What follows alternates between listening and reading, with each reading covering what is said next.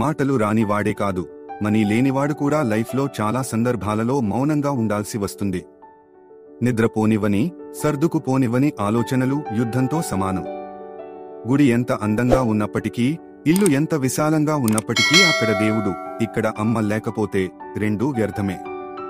మౌనంగా ఉండడమంటే మాట్లాడే ధైర్యం లేకపోవడం కాదు, వాదించడం ఇష్టం లేక. నీవు ఎవరికోసం ఏడవకు. నువ్వు ఏడ్చినంత మాత్రాన వాళ్ళు నీవారు కారు. నీవాడు అయితే నిన్ను ఎప్పటికీ ఏడిపించరు. నీ అదృష్టం బాగుంటే పులి కూడా నిన్ను నాకి వదిలిపెట్టేస్తుంది.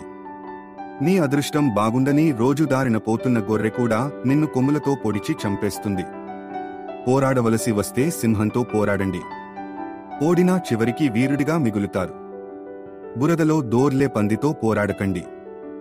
వంటి నిండా తరువాత దురద మాత్రమే మిగులుతుంది. వర్షం కురిసి వెలిసాకే ప్రకృతి మరింత అందంగా ఉంటుంది. జీవితం కూడా అంతే.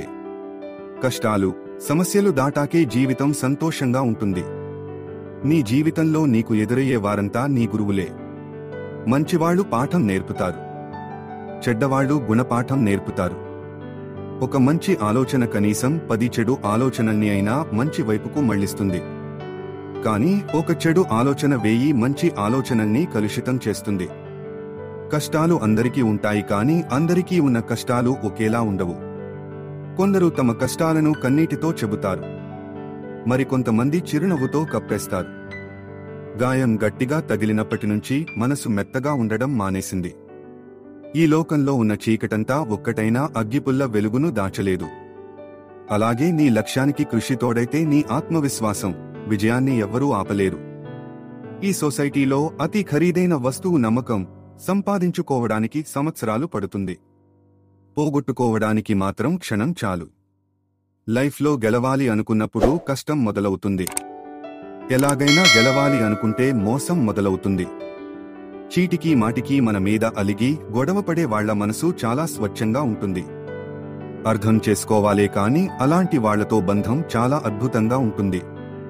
సింహంలాగా జీవించండి. ఎందుకంటే నోరులేని మేకల్ని బలి ఇస్తారు, కానీ సింహాల్ని బలి ఇవ్వరు. గుర్తుంచుకోండి, నీవు ఇష్టపడే వాళ్ళు నిన్ను మోసం చేస్తే కుమిలిపోకు.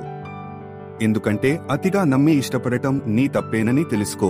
ఏ సూక్తి నచ్చిందో కామెంట్ చేయండి. ఈ వీడియో నచ్చితే లైక్ చేయండి మరియు సబ్స్క్రైబ్ చేస్తారని ఆశిస్తున్నాను. Thank you.